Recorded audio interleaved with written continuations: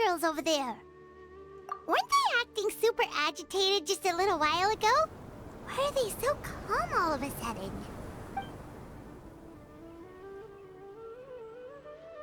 In the new world, they bade farewell to the shrouded sun. At last, they no longer needed to dwell on their suffering, or try to differentiate between various thoughts of blasphemy. Such was the price they paid, and thus their souls became cleansed and pure.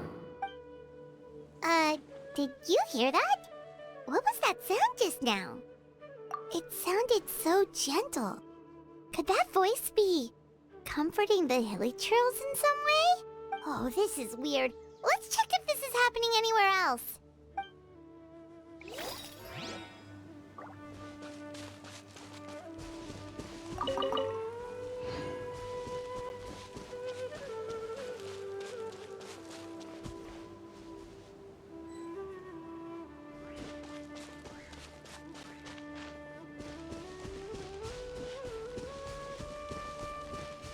Looks like the same thing is happening over here too.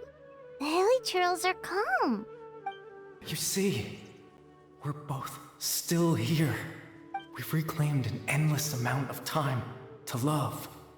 Release your tears. You no longer need to hold back your sorrow.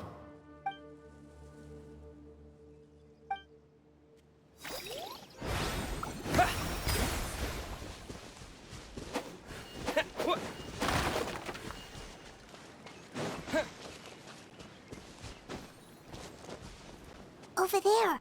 It looks like they're sleeping. In the end, he whispered softly, "Sleep well, Father. Sleep well, my beloved people. When you awake, that which differentiates us shall be no more." It almost sounds like a poem or some kind of story. Well, now that the hilichurls have calmed down, Vimara Village should be safe at least. Let's put this situation to the side for now. Dane said this might be our chance to find the missing villager, so we should head back to Vimara Village before it's too late.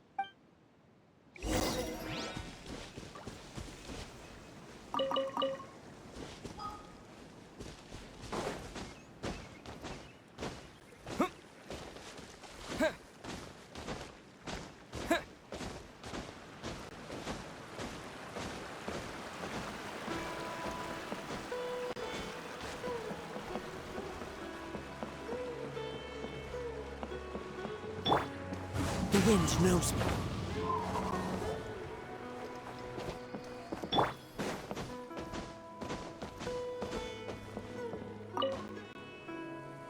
Grandpa Amadea, is everyone all right?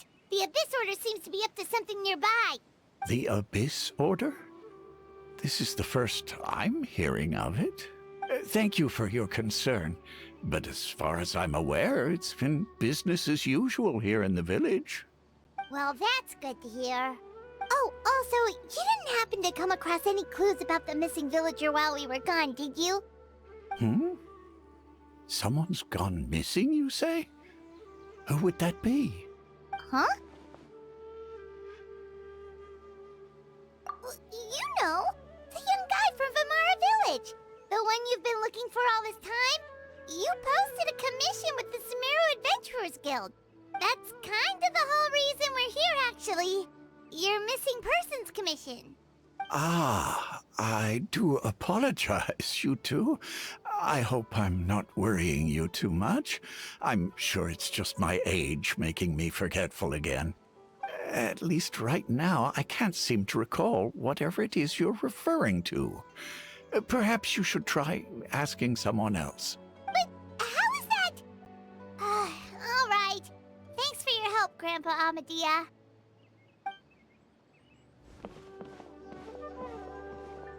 Something's definitely not right. We just talked to Grandpa Amadea about the missing villager. There's no way he could have forgotten all about him just like that. What do you think, Traveler? Could everyone's memories of the missing villager have been erased again? You're right. We should narrow down the possibilities first. Let's go ask someone else then.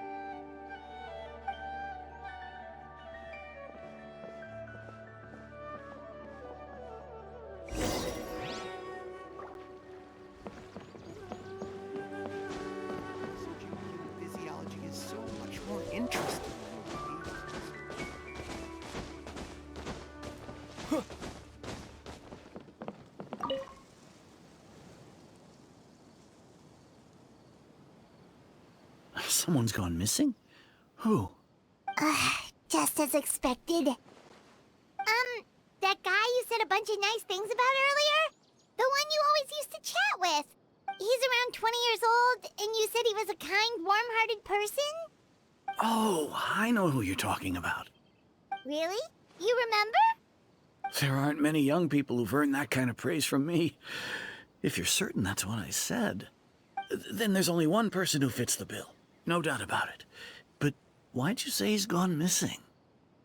Yeah, I just saw him leave the village. There was someone else with him, too. They couldn't have gone far.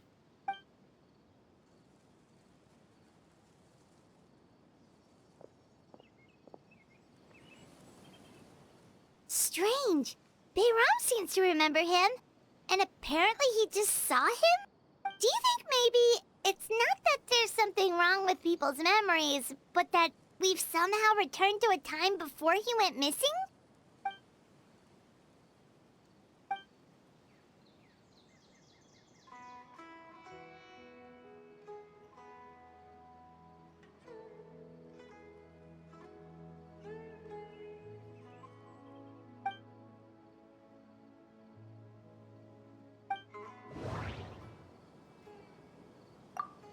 Just like what happened with Greater Lord Rukadevada, no one remembers him.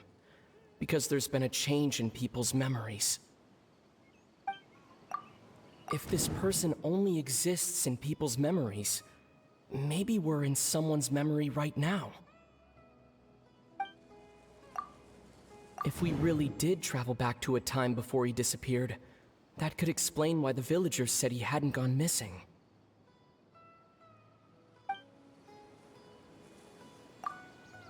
Right!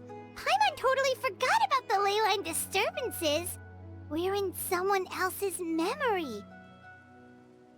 Just like how you entered your sibling's memory last time.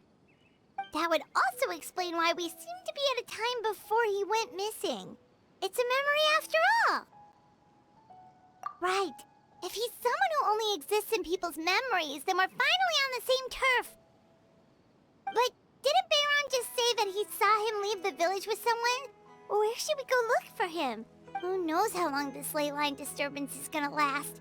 We might not have that much time, and we don't even know whose memory this is. Good idea! That'll help us narrow things down. We pretty much figured out that the missing villager has the ability to... Right! That!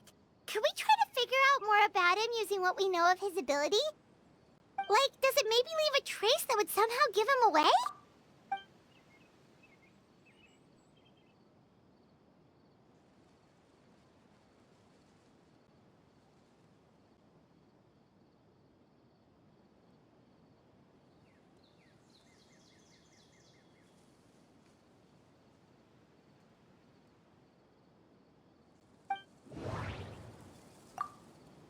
All the memories seem to be set in or near Vimara village, but I'm still not sure if they're restricted to this location. There's a difference between memories that arise from lived experiences and those that are implanted into the mind. Perhaps it has something to do with time. If time was allowed to pass within the false memories, there's a higher chance they might conflict with someone's original recollection. That would make it much harder to avoid suspicion.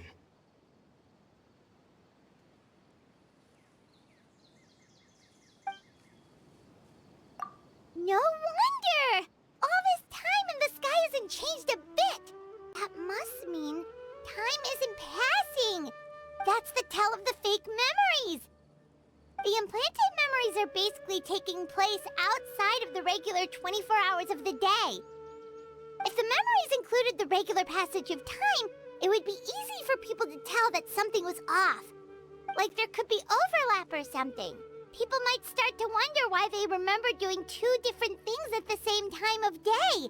That's why he makes sure the memories take place at a specific moment in time rather than over a period of time.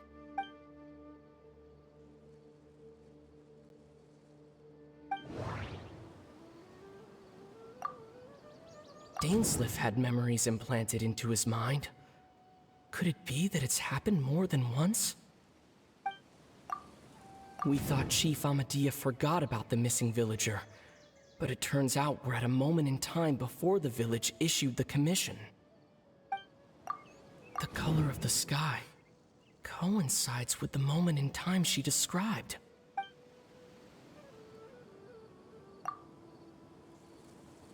No, that doesn't seem right. I need to think about this some more.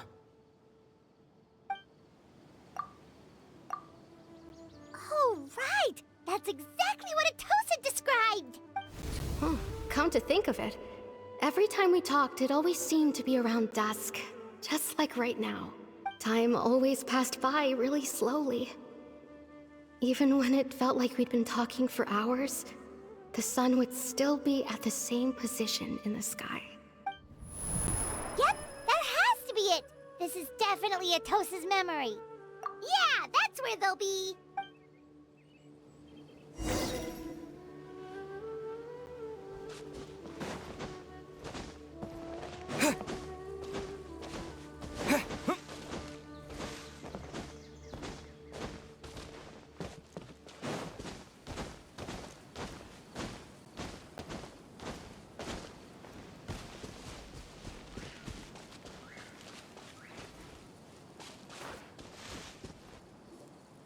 So, you see, Granny Jahiet was a mercenary when she was younger.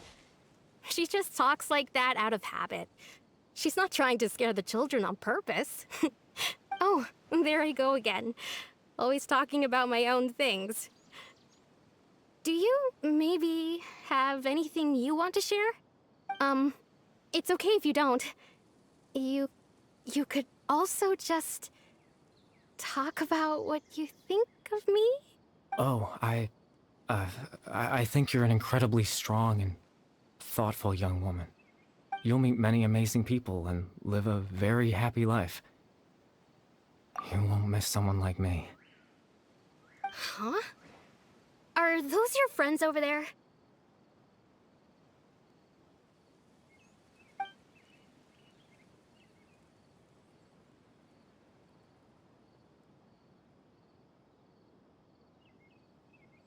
Oh, right!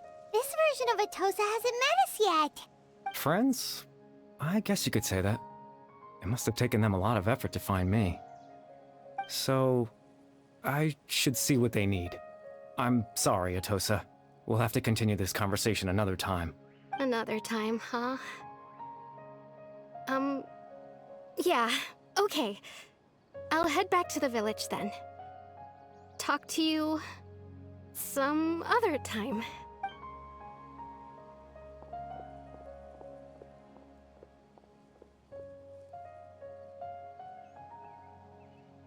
It's nice to see you, Traveler.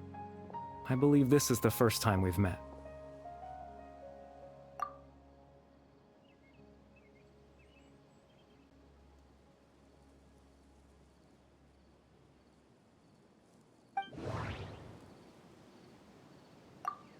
Born into abject sorrow, he shall now become the loom of fate.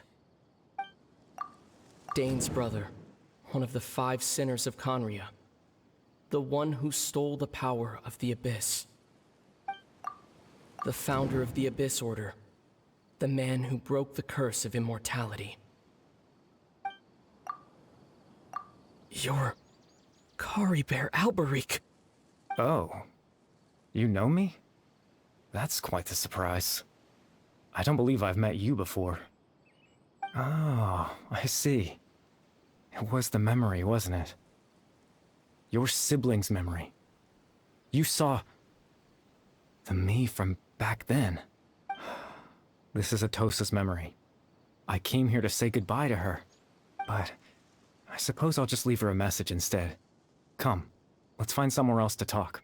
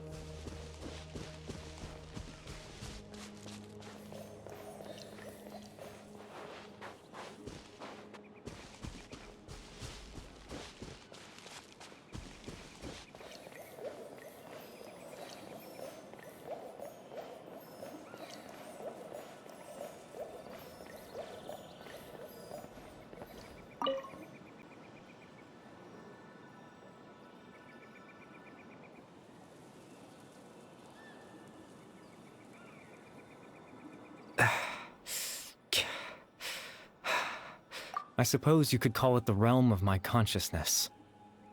I'm someone who no longer exists in the real world after all, as you well know. It's nothing. I still have enough strength to play the part of a good host. I've always hoped that I'd get the chance to talk to you like this, and now, the time has finally arrived.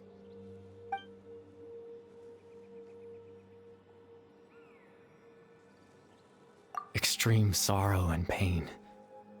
Hope and regret coursing through your veins.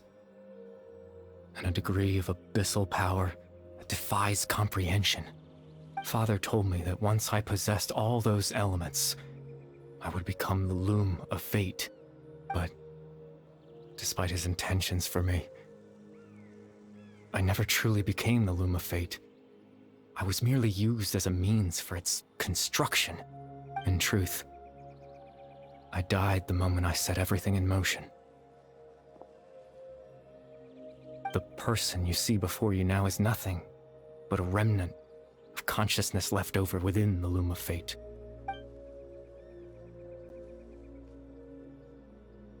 As for your question, the loom of fate is a device capable of weaving ley lines. In its primitive form, it can only be used to create and implant memories. But as more of it is completed, its power becomes stronger and stronger, until finally, it has the power to weave real ley lines of its own. Once fully completed, the moment it gains the power to weave ley lines, it loses the lower level ability to influence memories. But it also becomes a tool that can change the entire world. Yes, I have the ability to control the loom in its semi-completed form. I suppose you can think of it as a form of compensation. After all, its existence cost me my life.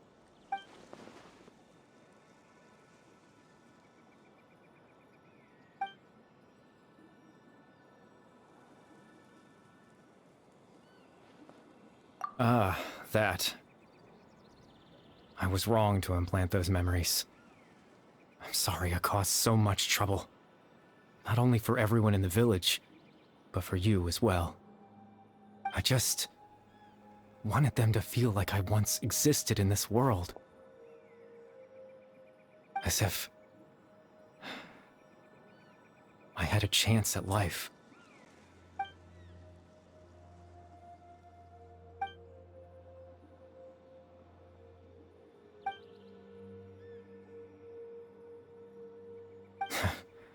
I know what you must be thinking. Why would I do something so meaningless? But I just couldn't accept it. I had to know what it would be like if I had my own life. What kind of person I would be. What other people would think of me. Chief Ahmadiyya, Baram, Granny Jahiyat, Atosa.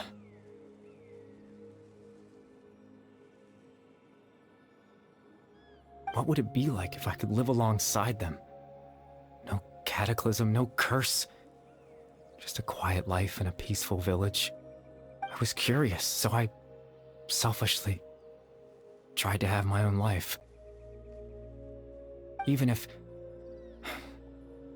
that meant piecing together the version of myself that could have been. One memory at a time. I know it sounds stupid.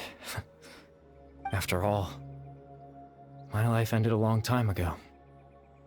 Any chance at living was stripped away from me when I was 8 years old. My consciousness left to mature in an illusory world of nothingness. Even the form you see before you was nothing but an invention based on my father's appearance. An imagined version of what I would look like if I had the chance to grow up.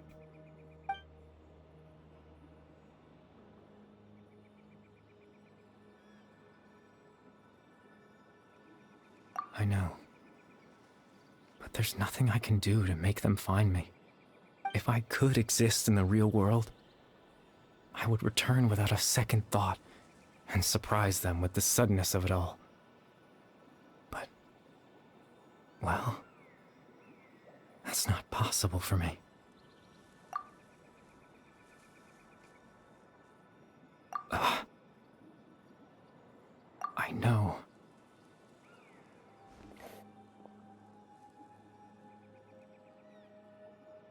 Captain Dainsleif. Twilight Sword, you mean? No need to meet up with him. Things should already be settled on his end. Exactly. As someone who could only exist in people's memories, the fact that I'm able to talk to you in my consciousness like this can only mean one thing. The loom of fate has already been completed.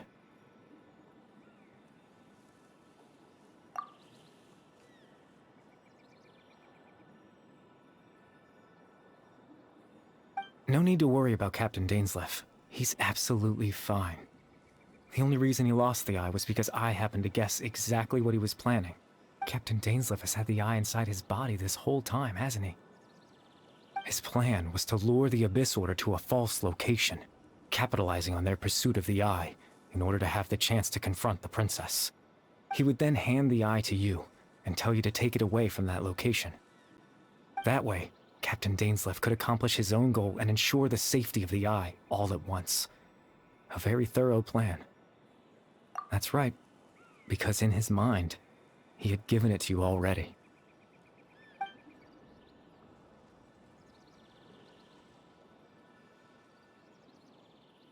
Before you two entered that false location. Traveler, wait.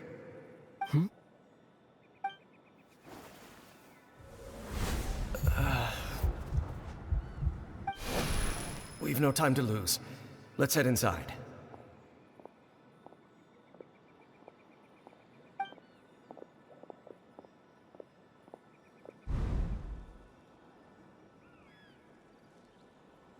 That was when I implanted the memory of him handing you the eye.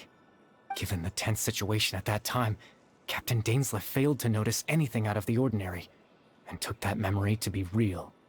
I'm sorry, Traveler, but I needed the Loom of Fate to be completed. And to do that, we had to retrieve the eye.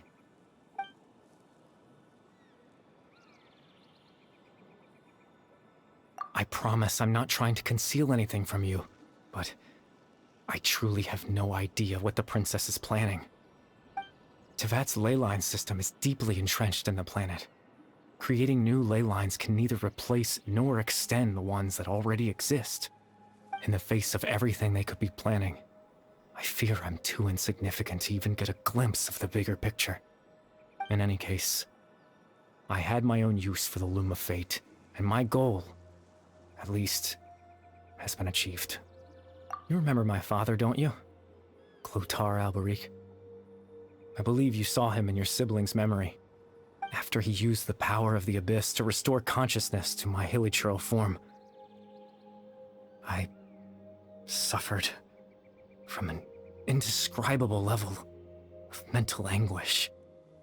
To comfort me, my father told me a story, that this was a fairy tale world where I had to take on the form of a little monster. That story managed to dispel my fears, even if just for a moment. My goal was simple: to use the Loom of Fate in its near-completed form, when its ability to create memories was at its strongest, to implant a specific memory into the minds of the hilichurls. In that memory, I would tell them a story, just like my father did for me. It was a story of fairy tales and love. But more than anything, it was the story of us.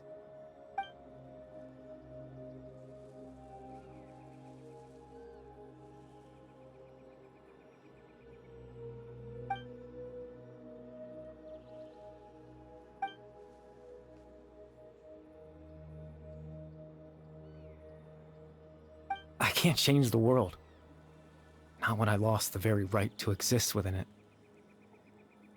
Implanting those memories, that was the most worthwhile thing I could offer. All that's left of my existence is a wisp of residual consciousness tied to the Loom of Fate. In truth, that trace of my consciousness should have dissipated long ago. My goal was the one thing that allowed me to hold on all this time. But now, the bedtime story is finished.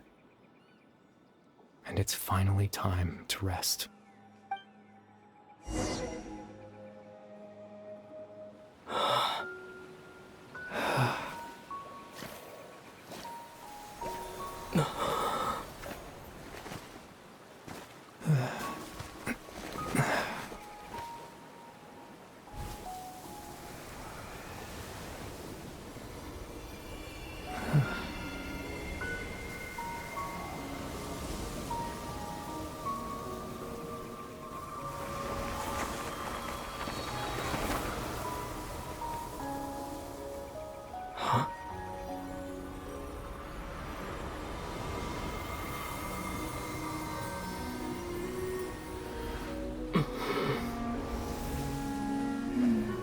Looks like I was too late to see Kari Bear one last time.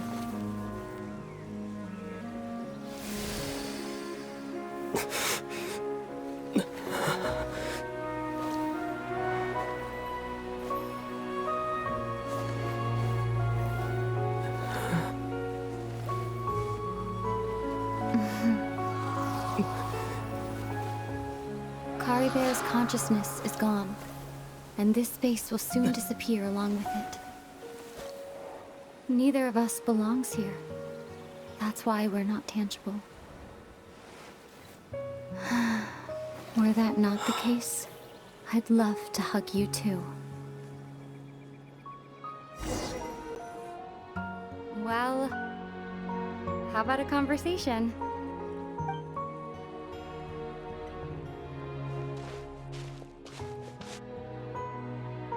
The chance to just stop and talk like this is certainly not easy to come by. Wouldn't you agree?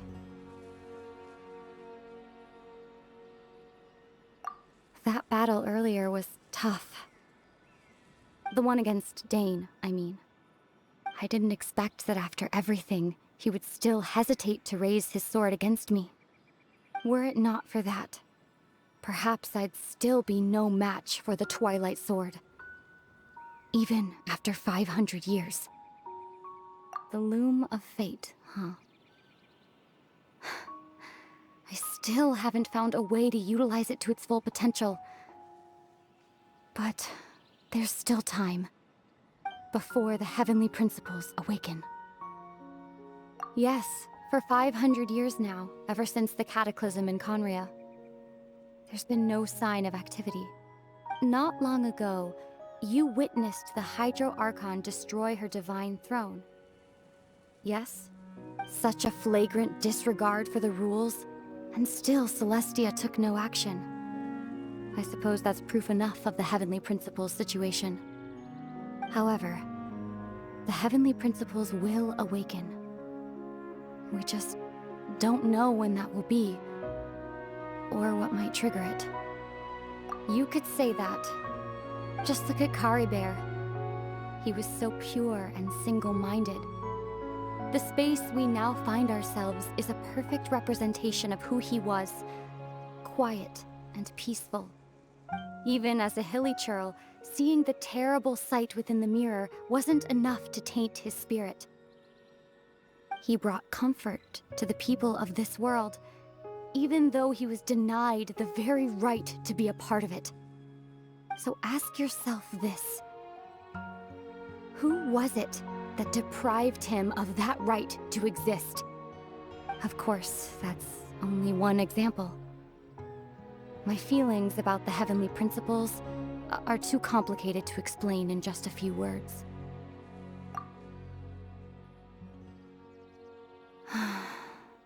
Ether?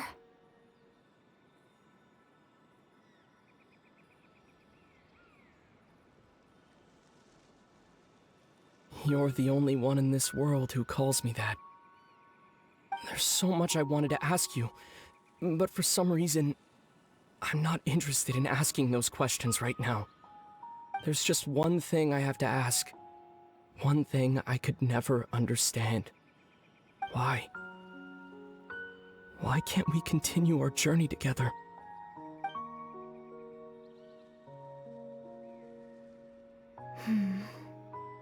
At the end of my journey, I arrived at a place known as the Sea of Flowers at the End.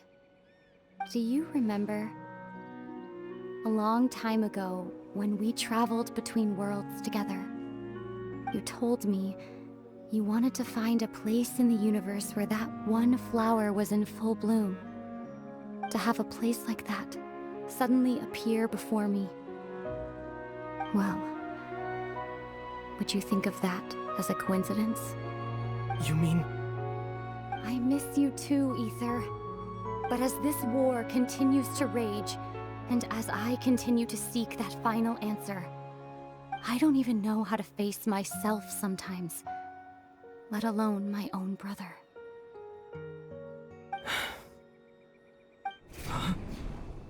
What's going on? This space has lost its tether. I doubt it'll be able to exist much longer.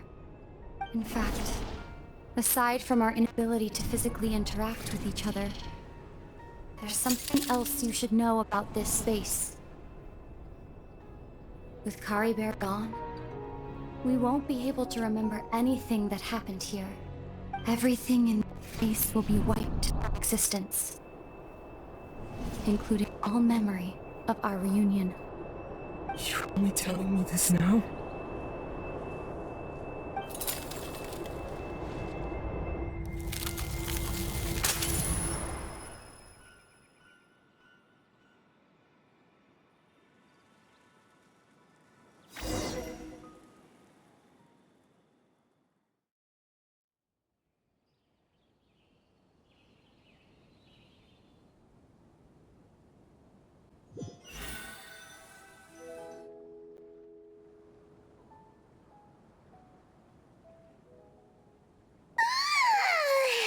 Still so sleepy. Paimon's head feels all fuzzy. Oh, Paimon woke up a little earlier than you, so Paimon will fill you in. The villagers said that they saw us sleeping near the village yesterday. They couldn't wake us up no matter how hard they tried, so they decided to just bring us back here. Oh, and Dane came by just now. It looked like he was injured. He didn't say anything, though. Just made sure that you were all right and left. Kinda seemed like he had a lot on his mind, but that's Dane for ya. Let's think for a second. We were in that memory, and we saw that guy you called Kari Bear. He was the missing villager that we've been trying to find, right? And after that, Paimon doesn't remember what happened. Wait, really? What a score!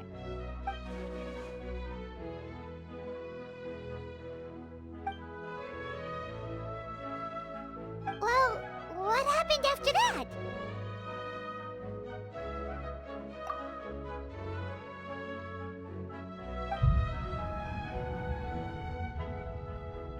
Ah, there you are. Sleep well? Bayram, you sure seem happy. Did something good happen? Something good? Huh. Wasn't anything good or bad, I'd say. It's just that, well, the village organized another search party yesterday. It didn't feel right to leave all the searching to the adventurers. So there we were, searching away, when suddenly this one guy said it all came back to him.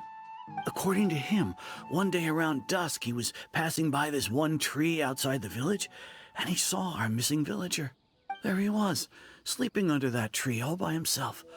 His parents came a little later to wake him up, and they all left together. It looked like quite a happy family, apparently.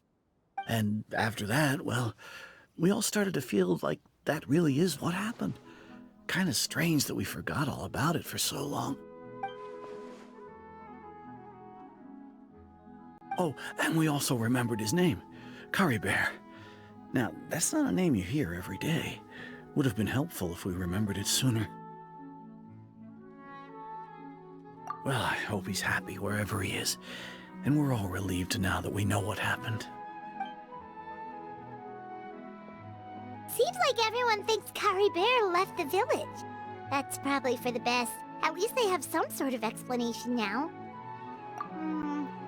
Paimon wonders how Atos is doing. Maybe we should go check on her. If she hasn't remembered like everyone else, we can tell her what happened. Paimon didn't see her in the village just now, so she's probably at the tree. Come on, let's go talk to her.